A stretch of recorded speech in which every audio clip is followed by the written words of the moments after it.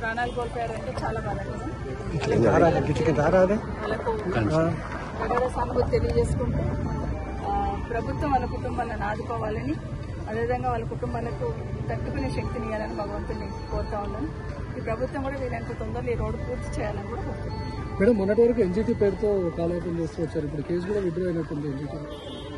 అదే కదా, ఎన్జిటీలో కేసు ఉన్నా కూడా ఆలూరులో ఇన్సిడెంట్ జరిగినప్పుడు నేను ఆ రోజు చెప్పాను, ఎక్కడైతే చెట్లు ఉన్నాయో వాటికి రేడియం స్టిక్కర్స్ అతికించండి టర్నింగ్ లో. ఎక్కడైతే రోడ్ నేరో షోల్డర్స్ అంతా కూడా గ్రావెల్ పోసి సెట్ చేయండి అని కొంతవరకు చేసుకోవచ్చు. ఆ తర్వాత రెండు పెట్టిన ఇక్కడ కూడా గ్రావెల్ సెట్ చేసుకోవచ్చు. ఆ తర్వాత మొత్తం గ్రావెల్ కూడా పోయింది. అసలు యాక్సిడెంట్ స్పాట్ ఎక్కడ మిర్జగూడ నుండి ఆలూరు వరకు ఉన్న స్పాట్ యాక్సిడెంట్ స్పాట్. అక్కడనే టర్నింగ్ ఉంటుంది, అక్కడనే వెహికల్స్ తడబడుతుంటాయి. ఆ స్పాట్ చేయాలి. ఆ స్పాట్ షోల్డర్ చేయకుండా కాంట్రాక్టర్ చెప్తే చేసేవాళ్ళు, చేయకుండా ఎంతసేపు